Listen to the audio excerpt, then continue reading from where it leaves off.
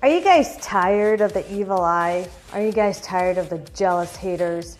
Are you guys tired of everything going wrong because you feel like you've been cursed by somebody or different people or a group of people or an individual that you suspect that has been fucking with you this whole time, emotionally, mentally, and now they have cursed you to where financially things aren't going right?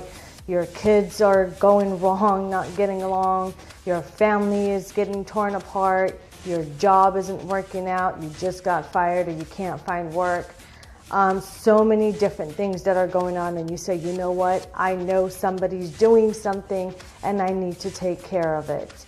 Well, look no further. The beauty about being me, myself, the one and only Monica the Spirit Queen, is that I am here to teach you guys the level of things that you guys can do to put a stop to this evil eye.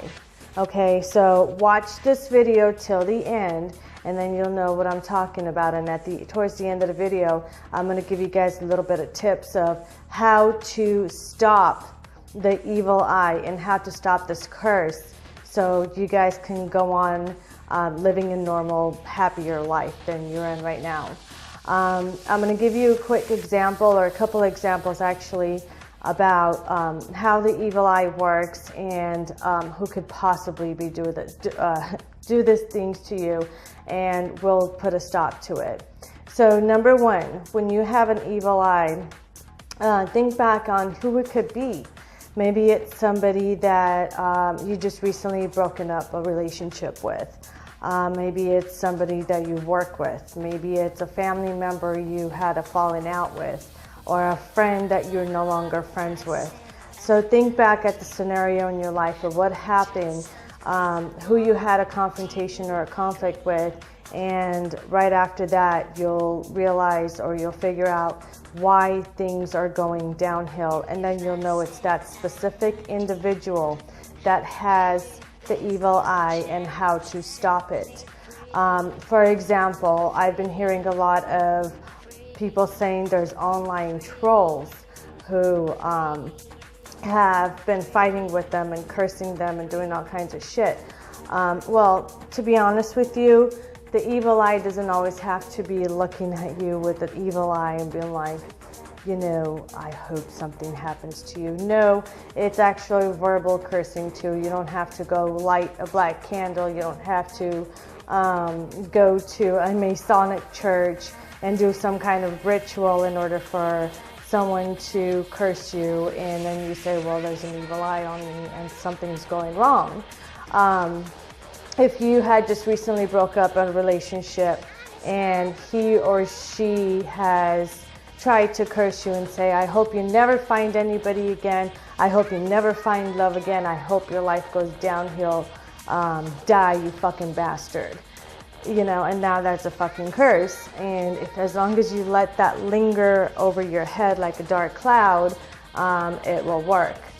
If you just recently got into a fight, or just in general got into a fight with a coworker or even a boss, and they're not treating you right, and then all of a sudden your job's going downhill, you're not getting the full hours that you were getting before, there's a cut in the budget or in your paycheck, you know, different things, or they give you a warning and you're constantly getting in trouble at work, and this is after you get into a fight with an individual. That could also be an evil eye. A family member, it could be a mother, a brother, a sister, an aunt, uncle, cousin. Evil eye works a lot faster through blood, because they say blood is thicker than water. So if you get into a fight with a family member and then all of a sudden shit goes downhill, think back at who you got into a fight with. Because towards the end of this video, I'm going to let you guys know how to stop this curse, how to break it. In fact, you guys can actually reverse it back to the fucker that gave you the curse with the evil eye. Again, going back to the cursing, you don't have to do rituals, you don't have to do seances, you don't have to light a candle and incense to do that. Just verbal cursing actually works too. I've seen, and it's also, it goes hand in hand with karma, but that's a different video. So I have another video about karma, and I want you guys to watch that also. That will actually help you guys a lot too. So let's get to how to stop the evil eye. Number one, whoever curses you, don't let that affect you. And I know it's easier said than done, because you're like, Monica, what the fuck are you talking about? This person has been close to me all these years. I worked with this person. Somehow we have kids together, and this fucker has to be in my life still, even though we're not together. Different scenarios, different things that goes on. I completely understand that. But just because that person continuously has to be in your life, it does not mean that you have to allow that person to continuously affect your life in a negative way. Okay, so you need to keep their negative bullshit energy out of your personal space. This is your personal space. A lot of people also ask me, Monica, how come you're always upbeat? Doesn't anything go wrong in your life? Don't shit happen in your life? You're always happy, you're always active, you're always working. I'm a workaholic, I can't help it. But you know what? I used to allow that shit to affect me and bother me, not on purpose, but because I would dwell on it. And that's the number one, the number one biggest mistake that you can make is if you dwell in other people's bullshit. Don't allow that to affect you. There's a couple of things that you guys can actually get to help you out and to do so it could keep the negativity away from you, and it'll actually bounce back onto them. I have another video that's a reverse spell, a reverse curse, so watch that video on my channel so you guys could see how to reverse dark spells that have been put on you by individuals or a group of people, and then you'll be free from all that shit too.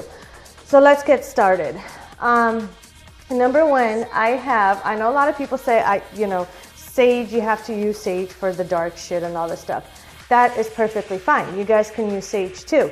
But what I like to do for the evil eye is I use dragon's blood. You can get an incense like this or frankincense, and I'm going to show you how they are and what they look like, so you can go out and buy it. And they're very cheap. It's affordable, so you guys can get it. Where you can get it from, psychic shops, grocery stores sometimes sell it, smoke shops sell it, where you get cigarettes from. Not talking about the other kind of smoke, cigarettes. So let's get started. So the way that you do this, and I'm sure most of you already know, but with all my other videos I've posted, I've always told you guys, don't blow out candles, don't blow out incense. You always want to turn it off with an object. If you could do it by hand, I do it with my fingers in my hand when it comes to candles. And then for incense, if I have to, I normally let the candles and the incense burn out depending what I'm doing. But if I have to turn it off, I just dip it in sand and dip it in whatever you guys want to dip it in. Just make sure that you guys don't just blow it out. So for example, if I'm lighting this, and see how it's going. A lot of people are used to just blowing it out. No, I just simply, there you go. And then you can blow it. See, the fire's gone already. So you can either put this in the center of your home, like on the living room table, your dining room table.